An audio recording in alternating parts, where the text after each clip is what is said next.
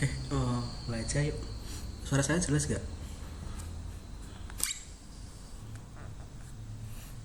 Jelas, Jelas, Pak. Pak. Oke, eh, kita mulai. Selamat pagi. Assalamualaikum warahmatullahi wabarakatuh. Waalaikumsalam warahmatullahi wabarakatuh. Hari ini kita melanjutkan materi terakhir sebelum UTS minggu depan. Eh, Seperti yang saya bilang kemarin, hari ini kemarin saya bilang kalau bisa offline ya, tapi ternyata memang ada kegiatan yang saya tidak bisa ke kampus Madiun. Saya harus ke kampus Ngawi, jadi untuk hari ini kita online. Nanti setelah UTS insya Allah nanti sesuai jadwal lagi, yang waktunya offline offline, yang waktunya tidak offline ya nanti pakai video pembelajaran aja atau video yang saya rekam aja. Oke, untuk hari ini kita akan menyelesaikan materi terakhir untuk di bahasa Inggris sebelum nanti setelah UTS kalian praktek.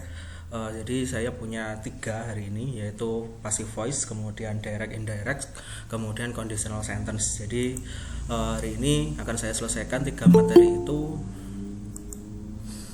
Kalau bisa nanti bisa selesai nanti untuk UTS nanti semuanya ya. Jadi untuk UTS nanti mulai dari materi pertama sampai materi terakhir silahkan dipelajari, nanti saya ambil itu. Kemungkinan untuk UTS nanti saya buat online aja, dalam artian kalian mengerjakannya tetap offline, nanti kalian kumpulkan di Elma seperti biasa, tetapi waktunya saya limitasi. Jadi tidak dalam 1 minggu, enggak, mungkin nanti hari Senin jam 9 nanti saya buka tesnya, nanti dikumpulkan maksimal antara jam 10 atau jam 11 siang. Jadi tidak 1 minggu seperti tugas. Kalau tugas 1 minggu nggak masalah, tapi untuk UTS saya nanti buat 1 hari selesai, jadi saya limitasi waktunya. Oke, hari ini nggak banyak yang akan saya jelaskan. Yang saya jelaskan nanti poin-poinnya saja.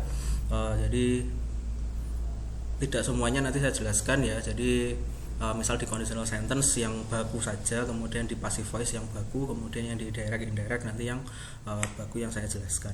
Sisanya nanti bisa kalian baca sendiri di modulnya sudah lengkap semuanya ya. Jadi untuk modul itu kebetulan untuk yang 1 itu sudah mencakup semuanya, kemudian tadi saya juga sudah tambah beberapa, jadi bisa dilihat. Oke, saya mulai aja.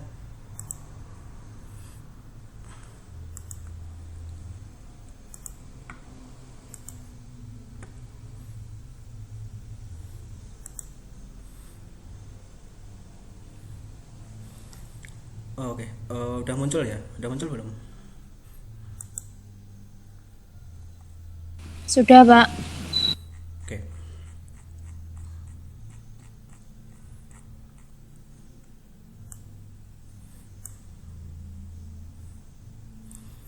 Oke, kita mulai. Pertama di apa?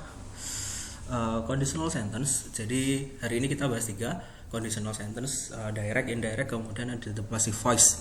Nah, hari ini kita mulai dulu di conditional sentence. Kenapa saya mulai di conditional sentence? Ini yang paling enak dijelaskan, sambil tidur pun kalian juga pasti bisa memahami, karena untuk direct indirect itu nanti agak sedikit ribet, lebih ke tenses, maka di sini saya jelaskan yang lebih mudah dulu. Oke, conditional sentence itu kalau kita bahasa Indonesia kan ya istilahnya kayak apa ya? Seperti kurang lebih kalimat pengandaian. Jadi misal dalam bahasa Indonesia misalnya, jika saya A maka saya akan ini, jika saya B maka saya akan ini lah. Poinnya sama di bahasa Inggris. Di bahasa Inggris itu namanya conditional sentence. Jadi conditional sentence is a sentence that contain requirement. Jadi perlu penjelasan atau perlu requirement, persyaratan-persyaratannya. Kemudian it always form as a compound sentence that consists main clause and subordinate clause. Jadi biasanya untuk untuk conditional sentence itu biasanya bentuknya compound sentence. Nah, compound sentence itu apa sih? Compound sentence kalau kalian tahu kalimat majemuk ada main clause-nya, ada kalimat utama, ada anak kalimatnya. Jadi kalau ada kalimat utama dan ada anak kalimat, itu namanya kalimat majmuk. Nah, dalam bahasa Inggris itu namanya compound sentence. Jadi conditional sentence itu nanti jatuhnya semuanya adalah compound sentence. Di pasif dan indirect, di pasif, direct, indirect pun nanti juga akan ada yang namanya compound sentence. Ada main clause-nya, ada subordinate clause-nya, ada kalimat utamanya, ada kalimat subordinate-nya atau kalimat anak kalimatnya. Kemudian di conditional sentence usually link with if. Jadi poinnya adalah di sini. Perhatikan ya. Dalam conditional sentence itu semuanya nanti pasti pakai if. Jadi kalau di depannya ada kata if atau kalian menemukan kata if dalam sebuah sentence, maka bisa dipastikan itu nanti kita ngomong conditional sentence. Jadi ketika ada if yang terletak di dalamnya, maka pasti kalimat itu biasanya lebih ke conditional sentence. Kemudian main clause is a part of compound sentence which can stand independently. Jadi main clause dalam compound sentence itu bisa stand independently. Jadi dia tidak akan berpengaruh oleh apapun. Dia bisa stay, bisa stand, bisa berdiri sendiri, tidak terpengaruh oleh kalimat yang lain. Also has a complete meaning even though is separated from the another part of compound sentence. Dan meskipun dia tidak ada kalimat yang mengikuti, dia tetap memiliki arti, memiliki makna. Jadi yang namanya kalimat majemuk, meskipun dia cuma kalimat utama, hanya main clause, tapi dia tetap memiliki arti. Lah, arti inilah yang tidak akan dipengaruhi oleh subordinate clause-nya. Nah, subordinate clause itu sebenarnya apa sih? Subordinate clause itu sebenarnya hanya untuk mendukung saja, untuk memberikan penjelasan saja. Tidak ada pun juga tidak masalah, karena bagaimanapun yang namanya kalimat penjelas itu bisa ada, bisa tidak, bisa diperlukan juga bisa tidak diperlukan. Kemudian karena subordinate clause itu sifatnya sebagai penjelas, maka otomatis dia tidak bisa berdiri sendiri, berbeda dengan main clause. Ketika main clause dia bisa berdiri sendiri, tetapi ketika dia berperan sebagai subordinate clause, dia tidak bisa berdiri sendiri, maka dia nanti dipengaruhi oleh main clause-nya. Jadi bukan main clause-nya dipengaruhi subordinate ya, tetapi subordinate-nya yang dipengaruhi oleh main clause-nya. Karena main clause pun tanpa ada subordinate juga dia bisa memiliki makna sendiri, tetapi ketika kita ngomong subordinate clause tanpa adanya main clause, maka dia tidak memiliki makna apapun. Oke, seperti yang saya bilang beberapa waktu yang lalu, dalam conditional sentence kita punya 3 tipe 1, tipe 2, dan tipe 3. Tipe pertama adalah future possible atau future conditional sentence. Kemudian ada present unreal, present conditional sentence. Kemudian ada past unreal. Jadi ada satu yang possible, masih mungkin dilakukan, tapi ada dua yang unreal, dalam artian tidak mungkin dilakukan dan tidak akan pernah mungkin dilakukan, intinya gitu. Jadi tipe pertama itu masih future possible, masa depan tetapi bisa dilaksanakan. Kemudian present unreal, sekarang tetapi unreal, tidak nyata. Yang tipe ketiga itu adalah past, waktu lampau, bentuknya juga unreal, tidak nyata. Oke, kita mulai yang paling simpel saja. Yang pertama yaitu future possible. Kalau kita ngomong future, otomatis nanti kita pasti ketemu yang namanya ini, will. Jadi ingat-ingat ya, kalau kita ngomong future, maka nanti yang akan digunakan adalah will-nya ini. Jadi kuncinya adalah if dan will. Jadi ketika ada kata if dan will di sini, maka biasanya ini adalah future possible. Jadi masa depan yang masih mungkin bisa kita raih, yang masih mungkin bisa kita kerjakan. Future conditional sentence that contain requirement that will happen in the future if one of the condition is fulfilled. Jadi yang tadi kan kita ngomong conditional sentence memerlukan requirement ya. Requirementnya ini, bentar. Requirementnya ini, sentence-nya ini will happen, akan terjadi jika in the future if one of the condition are fulfilled. Jadi persyaratannya adalah kalimat ini atau kejadian ini akan terjadi jika salah satu kondisinya itu terpenuhi. Jadi yang namanya conditional sentence, kalimat bersyarat atau kalimat pengandaian, akan terwujud jika salah satu persyaratannya terpenuhi. Contohnya, the tenses that use, ya di sini ada simple future, kemudian ada simple present tense in subordinate clause. Jadi simple future tense in main clause, kemudian simple present tense in subordinate clause. Contohnya, if it rains tonight, I will not attend the meeting. Jika malam ini hujan, saya tidak akan datang ke rapat atau pertemuan. Nah, kita beda satu-satu. Mana sih yang main clause, mana sih yang main clause, mana yang subordinate clause. Di conditional sentence kita bedah yang atas ya. Simple future tenses, simple future tense in a main clause. Jadi yang namanya main clause itu yang belakang ini, yang I will not attend the meeting. Kemudian ada he will graduate in June. Ini namanya main clause. Lah, subordinate clause itu yang ada if-nya. If it rains tonight, I will not attend the meeting. Kata-kata I will not attend the meeting pun tanpa adanya if it rains tonight itu juga bisa dikerjakan. Saya tidak akan datang ke rapat tanpa kondisi apapun. Jadi apapun kondisinya, mau hujan apa enggak, saya enggak akan datang.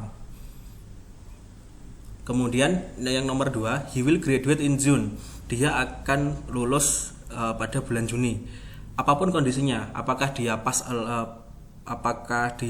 an exam atau punya tugas yang lain yang tidak perlu mengerjakan ujian, apapun kondisinya, dia akan lulus. Tetapi ketika dia dimasukkan ke dalam conditional sentence, I will not attend the meeting, saya tidak akan datang ke rapat jika malam ini hujan, maka dia berlaku conditional. Jadi kalau malam ini tidak hujan, dia akan datang. Tetapi karena jika malam ini hujan, maka dia tidak akan datang. Intinya gitu. Kemudian yang nomor 2, if he pass all exam, he will graduate in June. Dia akan lulus di bulan Juni jika dia lolos atau dia lulus ujian. Jadi berlakunya di sini. Ya, ini apakah ini possible? Ya, ini masih possible gitu loh. Jadi yang namanya future possible itu seperti ini. Jadi ada kemungkinan yang tidak akan terjadi, maka apa yang akan kita kerjakan itu pasti bisa dikerjakan. Possible-nya seperti apa? Contohnya di sini, I will not attend the meeting. Ya, saya tidak akan datang ke meeting. If it rains tonight, apakah malam ini akan hujan? Ya, itu possible. Jadi malam ini kita tidak tahu kondisi cuaca kan. Malam ini bisa saja hujan, bisa saja tidak. Peluangnya 50-50. If he passes all his exam, he will graduate in June. Dia akan lulus di bulan Juni ketika dia lulus exam, ketika dia lulus ujian. Apakah ada kemungkinan dia tidak lulus? Ada. Tetapi apakah ada kemungkinan dia lulus juga? Ada. Makanya di sini masih possible. Kalau diistilahkan, ketika kita menggunakan yang future possible ini, maka peluang possible-nya itu sekitar 50-50. Jadi 50 kemungkinan terjadi, 50 nggak akan terjadi. Biasanya seperti itu. The word if, the followed by negative subordinate clause not can be changed with unless. Example, I will come if I'm not busy. Saya akan datang jika saya tidak sibuk. Atau kalimat lebih pendeknya, I will come, saya akan datang unless I'm busy, kecuali saya sibuk. Jadi if I'm not busy, itu bisa diganti dengan unless embassy. Jadi I will not come unless I'm busy. Itu sama juga dengan I will come if I'm not busy. Karena kalau diterjemahkan gini, yang atas saya akan datang jika saya tidak sibuk. Ya, yang B, I will come, saya akan datang unless I'm busy, kecuali saya sibuk. Berarti kan poinnya sama dong. Jika saya sibuk maka saya tidak akan datang, tetapi jika saya tidak sibuk maka saya akan datang. Poinnya sama. Itu hanya berlaku jika subordinatnya atau yang ada if-nya tadi dia negatif ya. Kalau subordinatnya positif, main clause-nya negatif ya, yang belakang mengikuti gitu loh. Enggak semuanya pakai unless. Oke, kemudian but if the main clause is used for expressing something that permanent, the main clause or subordinate clause is a simple present tense. Jadi expressing something that permanent, the main clause or subordinate clause is a simple present tense. He can pass the exam if he studies hard. Jadi ini sifatnya permanen ya, dalam artian kalau kalian mau lulus ya kalian harus belajar. Itu sudah aturan baku, nggak mungkin dimasukkan dalam conditional gitu loh. Jadi syarat kalian bisa lulus itu adalah ketika kalian bisa belajar dengan baik, bisa belajar dengan keras. Kemudian apakah ada kemungkinan jika if I'm not study hard, I will not pass the exam? Well, sorry, if I'm not studying hard, still I have passed the exam. Jadi ada kemungkinan itu saya tidak belajar dengan keras tetapi saya bisa lulus. Ya ada, tetapi kalau kita mau pakai aturan baku clause, aturan baku sebuah kalimat, maka ya logika berpikirnya juga begitu. Logika berpikirnya adalah ketika kalian ingin lulus, maka kalian juga harus belajar dengan sungguh-sungguh, belajar dengan keras. Oke, itu yang pertama. Kemudian yang kedua, present unreal atau present conditional sentence. Jadi tadi ada yang future possible, nah ini ada present tapi unreal. Jadi masa sekarang sedang terjadi, but it is unreal. Ini tidak nyata, ini tidak akan terjadi, tidak akan pernah terjadi. Kalau bahasa kasarnya gitu. Oke, di sini kita lihat this form is used if we want to imagine something that contrary with the condition in the present time. Jadi ketika kita mau menjelaskan kontradiksi tentang apa yang terjadi sekarang dengan apa yang kita rencanakan, maka kita pakainya ini present unreal. Jadi kondisi realnya nih misalnya, saya sedang ada di sini, saya sedang ada di kampus misalnya, saya sedang ada di kampus Ngawi misalnya. Terus kemarin kan berarti conditional sentence-nya gini. Jika saya tidak ada pekerjaan atau saya tidak ada kegiatan di luar kampus, maka saya akan melaksanakan perkuliahan secara offline. But the condition is sekarang saya ada pekerjaan di luar kampus, maka otomatis perkuliahan saya buat online. Jadi kontradiksi dengan kenyataan yang ada sekarang. Ya sama. Ketika kalian mau menjelaskan kontradiksi antara apa yang sedang terjadi dengan apa yang ingin kalian lakukan sebenarnya, maka kalian bisa menggunakan present unreal ini. Nah, di sini dijelaskan kan tadi imagine something that contrary with the condition in the present time. Jadi kondisi realnya sekarang apa? Berarti otomatis nanti conditional sentence-nya dia adalah kontradiksi atau contrary dari kondisi dari realnya. In this case, the speaker is quite pessimist because the possibilities of the event is a little. Jadi is quite pessimist because the possibilities of the event is a little. Jadi posibilitas kejadiannya itu kecil. Posibilitas hal itu akan terjadi itu kecil. Kalau di persentase ya kita ngomong logical ya. Kalau yang namanya kecil berarti di bawah 10% lah, maksimal 10%. Kondisionalnya itu nanti bisa kenyataan, tetapi 90% pasti tidak akan terjadi. Biasanya seperti itu. Di situ juga sudah dijelaskan bahwa the speaker is quite pessimist, ya sudah pesimis, nggak akan terjadi gitu, intinya seperti itu. The tenses that used in the sentence itu yang digunakan adalah simple past in if clause atau di subordinate clause-nya, past future tense di main clause-nya. Jadi di main clause-nya pakai past future, kemudian di if-nya, di if clause-nya atau di subordinate clause-nya dia pakainya simple past. Contohnya di sini I would buy a new house if I got much money. I would buy a new house if I got much money. Nah, main clause-nya di sini. Main clause-nya di I would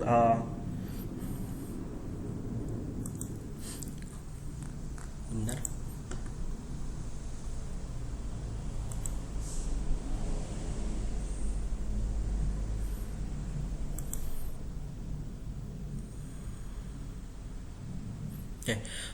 Jadi main clause-nya itu ada di I would buy a new house.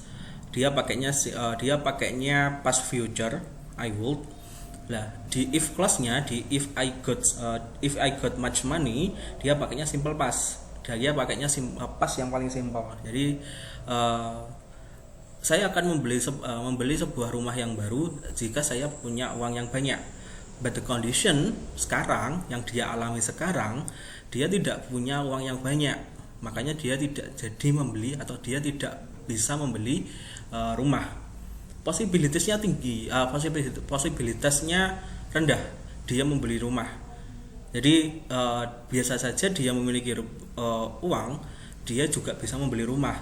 Tetapi di sini kondisionalnya adalah jika saya punya banyak uang. Karena saya tidak punya banyak uang, maka saya tidak bisa membeli rumah baru. Kemudian yang kedua adalah he would marry you if you love him. Main clause-nya di sini. Main clause-nya adalah he would marry you. Dia akan menikah denganmu. Nah, kondisionalnya apa? Kondisionalnya adalah jika kamu mencintai dirinya. Ketika kamu tidak mencintai dirinya, maka it is possible. It is impossible for you to marry with him. Jadi to marry with her, not him ya. Saya lupa. Jadi dia akan menikah denganmu jika dia mencintaimu. Nah, kenyataannya adalah sekarang kamu tidak mencintai dirinya, maka kamu dan dia tidak akan menikah. Posibilitasnya seperti itu. Jadi kenyataannya seperti itu. Pengandaiannya adalah ya kamu bisa menikah dengan dia atau dia bisa menikah denganmu misalnya. Tetapi jika kamu mencintai dirinya, biasanya seperti ini. Ketika kalian kondisi realnya gimana ya jelasinnya kalau ini? Ya gampangnya kalau kalian ditinggal nikah gitu aja deh. Jadi kalau kalian ditinggal nikah, kenapa sih kok ditinggal nikah? Ya karena waktu dulu dia ngomong cinta kamu tolak, karena kamu nggak mencintainya, maka otomatis kamu nggak akan menikah dengannya. Lah sekarang kondisinya seperti itu gitu loh. Jika saja dulu kamu menerima dia, atau ketika dulu kamu mencintai dirinya, maka kamu pasti akan menikah dengan dia. Nah biasanya seperti itu. Kemudian in this case auxiliary be in if clause become were of all kind subject. Jadi terkadang ada beberapa kasus itu juga bisa menggunakan were. Jadi auxiliary be in if clause bisa menggunakan were. If I were you, I would leave college. Jika saya menjadi dirimu, saya akan meninggalkan sekolah atau meninggalkan kampus misalnya. Kemudian they would understanding better if they were given laboratory experience. Jadi dia akan mengerti dengan baik jika saja dia diberikan pelatihan di laboratorium. Tetapi karena dia tidak pernah masuk laboratorium in the real condition, maka dia tidak memiliki pengetahuan yang baik. Jadi posisinya seperti itu. Sama seperti if I were you, I would leave college. Jika saja saya menjadi kamu, maka saya akan saya akan meninggalkan perkuliahan atau meninggalkan kampus misalnya. Atau if I were you, I would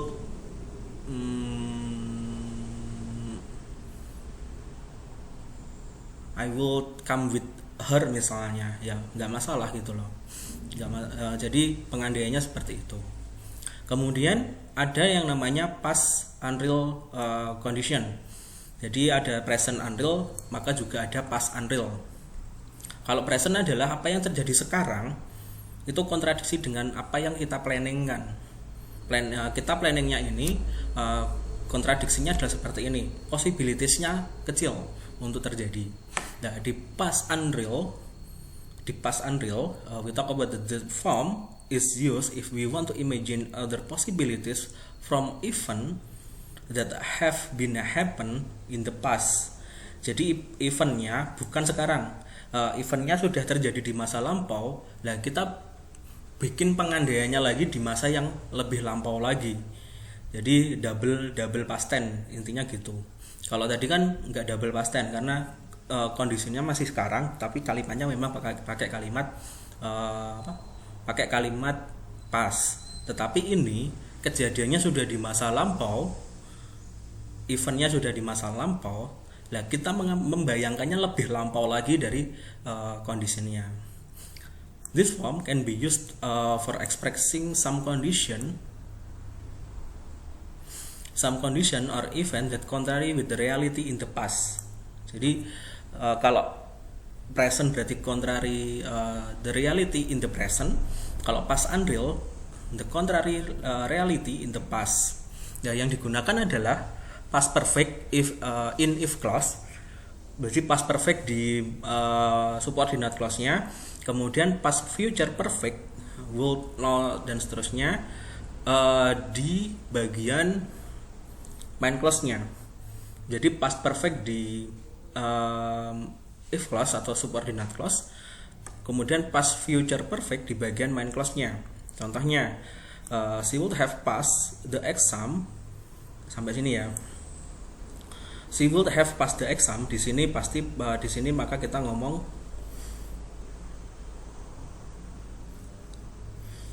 past future perfect-nya. Kita ngomong main clause-nya. Jadi she would have past future perfect ya. She itu noun-nya, kemudian would-nya itu future. Karena dia past maka dia pakainya would. Kalau present dia nanti pakainya will. Kemudian perfect dia maksudnya ke have, karena setelah model ingat ya, setelah model dia pakainya verb 1, gak mungkin verb 3. Jadi setelah would dia pakainya have karena dia past perfect, karena dia perfect. Setelah have itu harus verb 3 past. Jadi she would have passed the exam. Di sini poinnya. Nah, kemudian the past perfect in if clause. Jadi yang main clause-nya dia past future perfect, maka di subordinate clause-nya dia pakainya future perfect, past perfect. Jadi she would have passed the exam if she had studied hard before. Jadi dia akan lulus ujian jika saja dia telah belajar dengan keras sebelumnya. But the real condition in the past, dia tidak lulus karena dia tidak belajar dengan keras sebelumnya. Jadi kejadiannya di masa lampau, pengandaiannya lebih lampau lagi. Nah, kemudian yang present tadi kejadiannya di masa sekarang, tetapi pengandaiannya lampau tapi tidak sampai perfect seperti itu. Oke, untuk conditional sentence yang seterusnya nggak akan saya bahas. Saya akan bahas yang atas-atas saja. Jadi ini yang paling sering digunakan. Kemudian let's move to direct indirect. Jadi ketika kita ngomong conditional sentence, ketika kita ngomong kalimat, ketika kita ngomong sebuah pernyataan, maka sometimes we will use direct and indirect. Kita akan ngomong kalimat langsung, ketika kita juga akan ngomong kalimat tidak langsung. Sama seperti kalian nanti waktu akan melaksanakan akan menulis skripsi misalnya, atau tugas akhir. Di tugas akhir itu ada istilahnya sitasi, ada istilahnya pengutipan, dikutip ya. Nah, dikutip itu ada dua hal, ada kutipan langsung, ada kutipan tidak langsung. Poinnya sama dalam direct indirect speech. Nah, direct indirect speech kita ngomong kalimat langsung dan kalimat tidak langsung. Kalau kita ngomong kalimat langsung ya kalian pasti tahu lah, kalimat langsung itu pasti dia berkata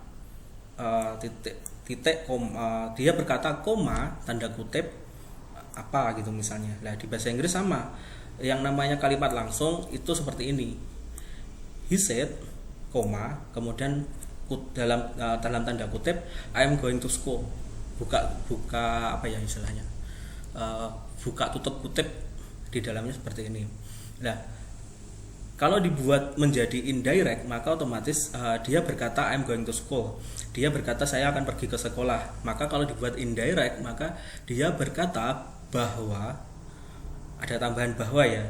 Kalau yang pertama tidak ada kata bahwa karena di situ dia jatuhnya sebagai direct. Dia berkata, koma, I'm going to school, saya akan pergi ke sekolah. Nah, kemudian kalau diubah menjadi indirect, dia berkata bahwa bahwa dia akan pergi ke sekolah. Jadi I'm di sini bukan saya ya.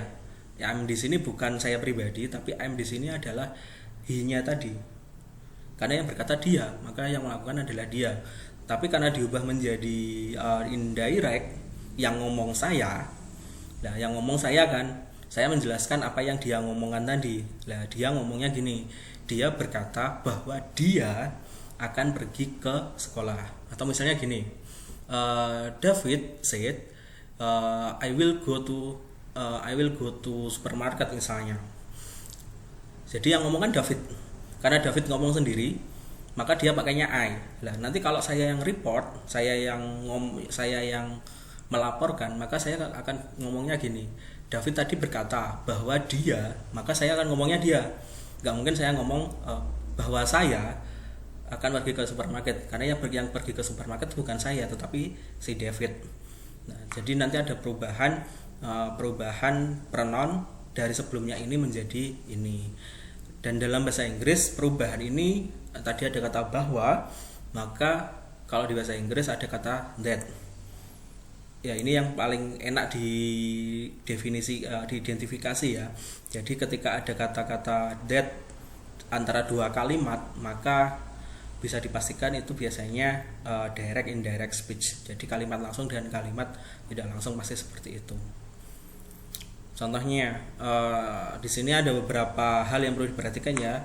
Di direct speech dia ada inverted comma, question marks. Jadi yang tanda kutip itu pasti mengindikasikan dia direct speech. Kemudian di indirect speech atau reported speech dia tidak perlu memakai quotation mark atau kutipan tanda kutip dan koma.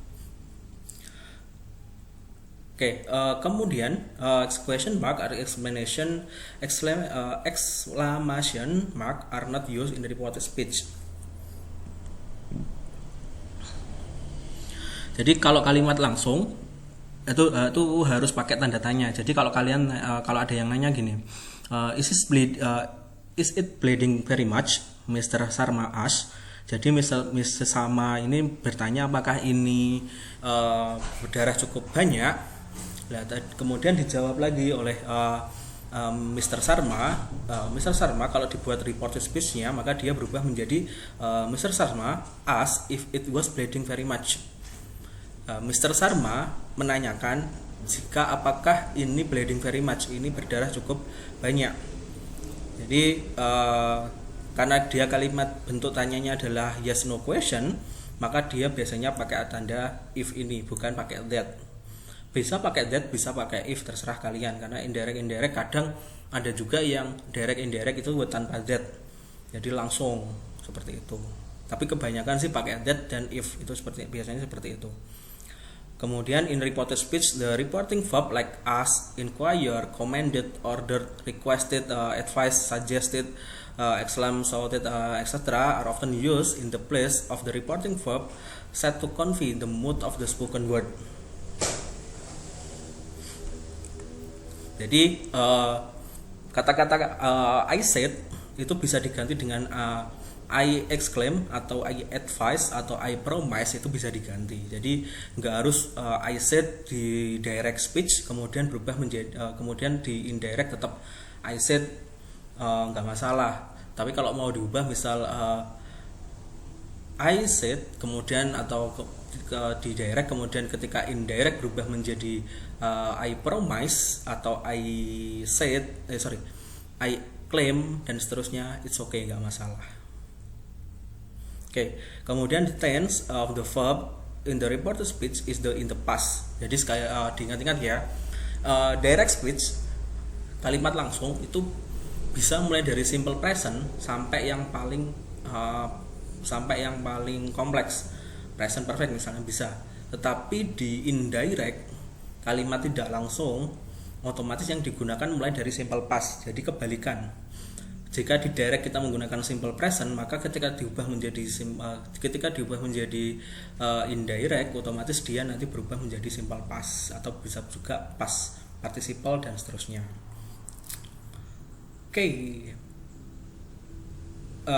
Pronoun of the first person, jadi nanti perubahan ya, he said directnya I'm bored, yang ngomong dia. Tetapi ketika berubah menjadi indirect maka he said that he was bored, dia berkata bahwa dia sangat bosan. Nah, kemudian ada second person, he said to her you are beautiful. David ngomong ke Mia misalnya, David said to Mia you are beautiful. Jadi you-nya di sini adalah Mia. Nah, kemudian kalau diubah menjadi indirect otomatis David said to Mia that she was beautiful. Jadi bukan you lagi, tapi berubah menjadi she was beautiful. Kemudian pronoun of the third person itu biasanya tetap I said they have gone out. I informed that they had gone out. Kemudian Layla said this book are theirs. Buku itu adalah milik mereka. Kemudian kalau diubah menjadi indirect ya tetap sama sih. Layla said that this book were theirs. Jadi yang diubah adalah yang pertama dia pakainya are, maka dia nanti berubah menjadi were. Ketika pertama dia pakai have gone, maka maka yang kedua nanti dia berubah menjadi had gone. Jadi kondisinya seperti itu. Ini adalah perubahan tensesnya, tenses of verb-nya. Jadi simple present nanti dia berubah menjadi simple past, kemudian simple past dia berubah menjadi past perfect, kemudian present continuous dia berubah menjadi past continuous, present perfect dia berubah menjadi past perfect, can dia berubah menjadi could, shall dia berubah menjadi would, kemudian will berubah menjadi would, might bisa berubah menjadi might. Kemudian kata this di direct dia berubah menjadi that, this berubah menjadi those, kemudian here berubah menjadi there, no bisa berubah menjadi then, kemudian today berubah menjadi that day, tomorrow, the next dan terusnya, yesterday dan seterusnya. Jadi ini lebih enak ya. Jadi kalian sudah punya acuannya di sini. Jadi diingat-ingat aja kalimat langsungnya apa. Kalau kalimat langsungnya simple present, maka berubahnya nanti menjadi simple past dan seterusnya. Di sini ada banyak. Kemudian ini adalah perubahan kalau ada kata-kata ini, kata-kata this, this, her, no dan seterusnya, perubahannya menjadi indirect itu seperti apa di sini juga sudah ada.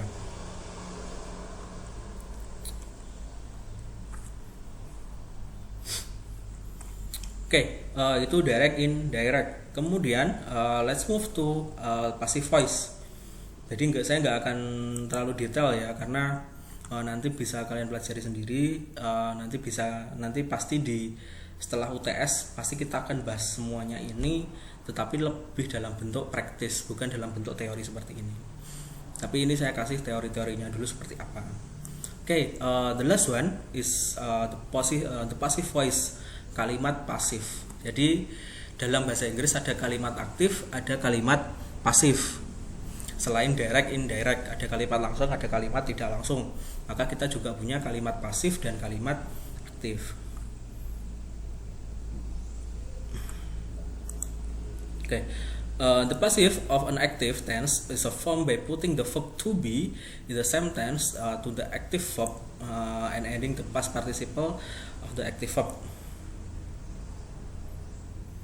Jadi intinya gini, kalimat pasif itu adalah perubahan dari kalimat aktif ya. Kalimat aktif itu kan standarnya subjek plus predikat plus objek.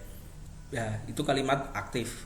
Kalau kalimat pasif, objeknya tadi dia berubah menjadi subjeknya. Lah, subjeknya tadi yang di kalimat aktif dia tidak harus berubah menjadi objek, juga tidak harus berubah menjadi apapun, karena dia bisa dijelaskan dengan yang lainnya.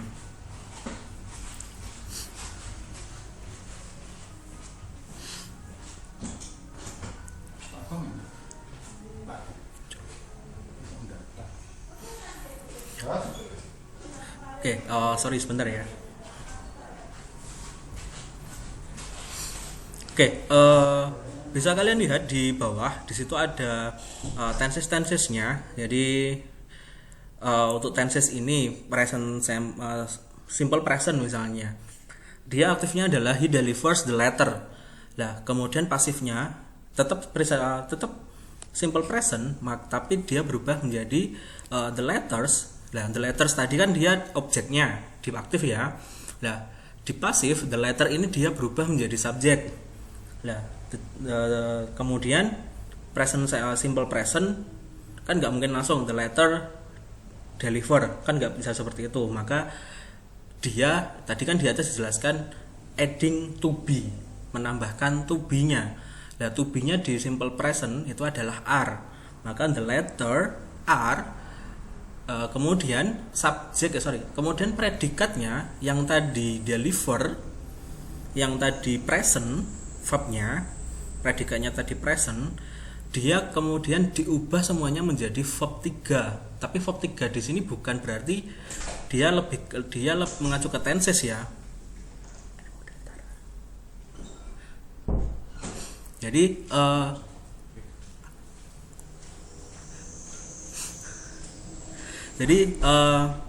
the letter are deliver di sini dia artinya bukan bukan past verb ya, bukan verb yang berbentuk past, tetapi deliver di sini berubah makna menjadi di. Misal he delivers the letter, dia mengirimkan surat.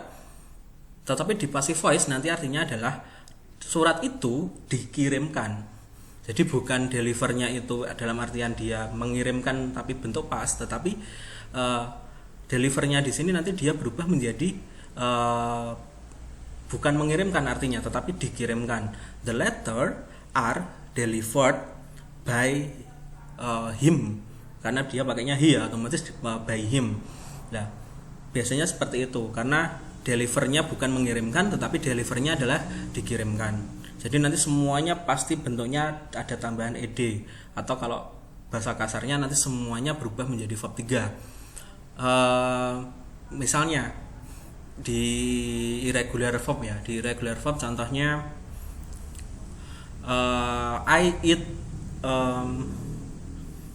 he eat pizza misalnya. Jadi he eats pizza. Ketika diubah menjadi pasif, maka the pizza bisa saja is atau are, tergantung pizzanya ya. Saya pizzanya satu aja. The pizza is eaten by him. Jadi yang berubah dari verb 1 berubah menjadi verb 3, tetapi verb 3-nya di sini bukan dalam artian dia berubah tenses, tapi dia berubah makna. Karena di bahasa Inggris perubahan makna dari kata memakan menjadi dimakan itu berubah menjadi dari verb 1 dia berubah menjadi verb 3. Jadi beda dengan verb 3 yang ada di tenses. Verb 3 di passive voice itu artinya di, bukan me. Tapi kalau di tenses perubahan dari verb 1 sampai menjadi verb 3 itu tetap kata-katanya memakan, menulis, memukul. Tetapi kalau di passive voice ketika verb 1 dia berubah menjadi verb 3, maka kasusnya adalah bukan me lagi tapi di. Memakan berubah menjadi dimakan, memukul menjadi dipukul, mengirim berubah menjadi dikirim, dan seterusnya. Apapun itu nanti tergantung to be-nya. Jadi kalian ingat-ingat aja ini polanya pasti seperti ini, nggak mungkin berubah. Jadi pola passive voice itu semuanya sama.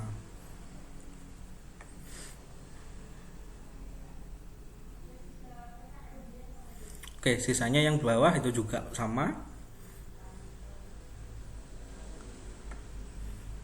Oke, the passive voice is used when the agent. Kapan sih passive voice digunakan? Yang pertama adalah when the agent, the person who does the action is unknown, unimportant, or obvious from the context.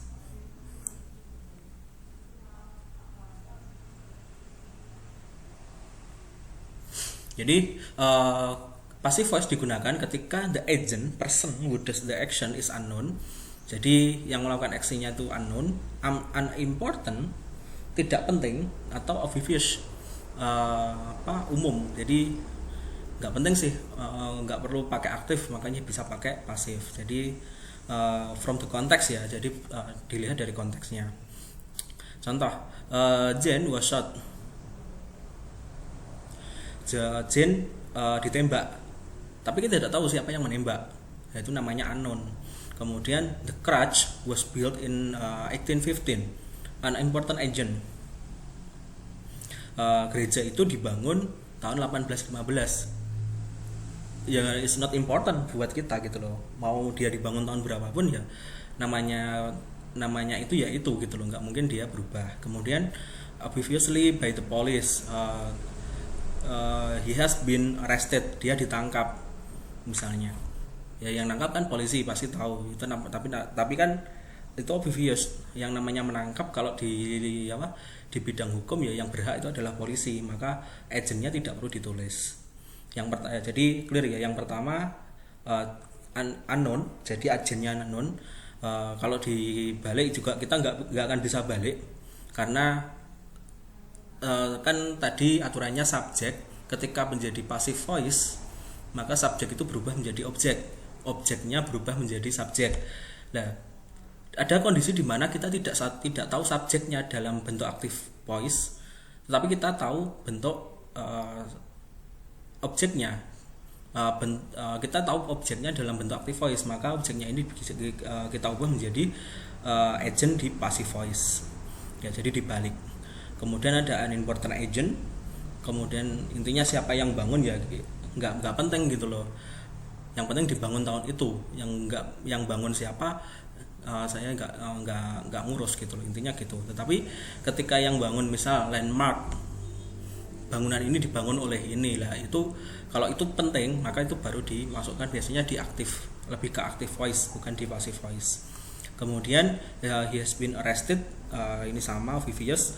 Kemudian to make more polite or formal statement. Jadi biasanya dalam formal statement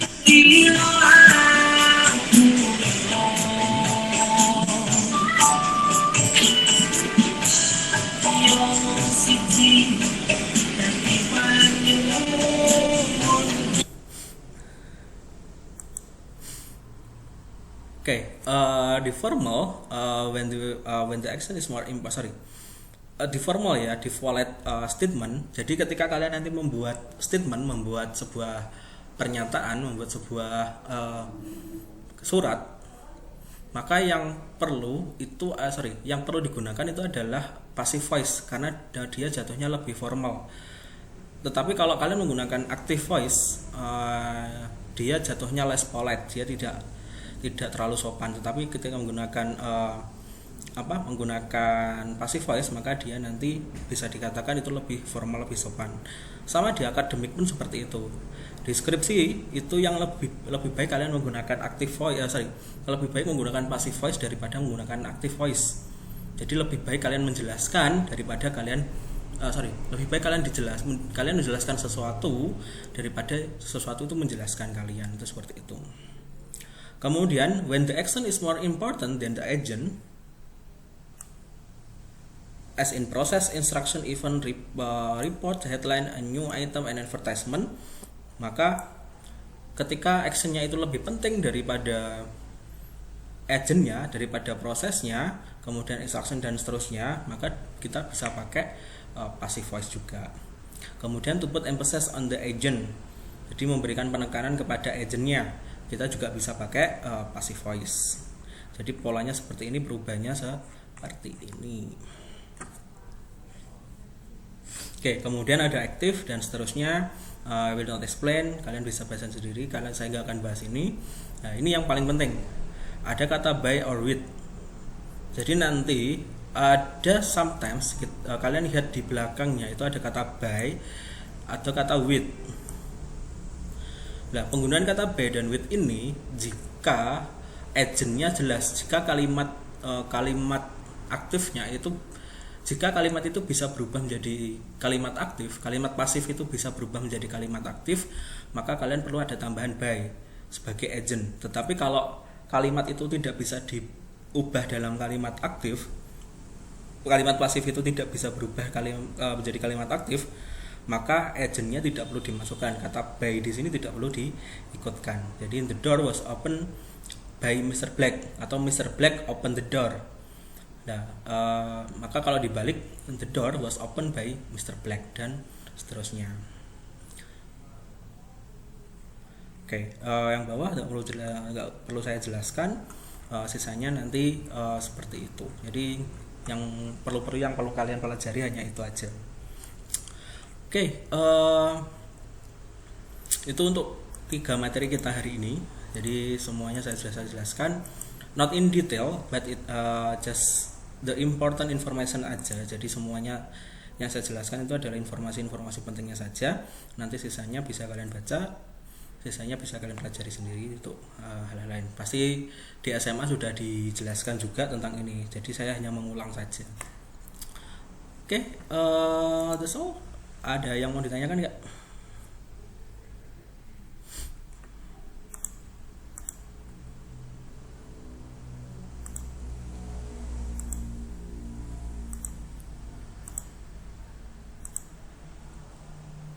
Belum ada pertanyaan, Pak.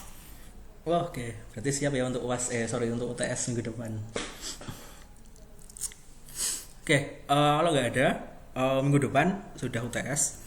Kemarin saya sudah dapat edaran juga dari rektor ya, dari pimpinan untuk UTS, karena tanggal 29, saya tuh 29 tuh hari apa ya?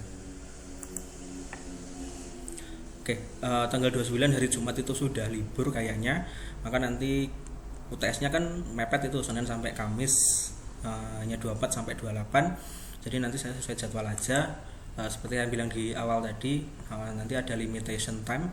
Jadi mungkin nanti saya buka jam 9, kalian bisa kerjakan atau kalian bisa kumpulkan maksimal jam 10 atau jam 11. Nanti online aja, online mix offline, dalam artian saya kasih tugasnya secara online, kalian kerjakan secara offline, nanti kalian masukkan ke Elma seperti tugas biasanya. Oke, kalau nggak ada ditanyakan, that's all for today.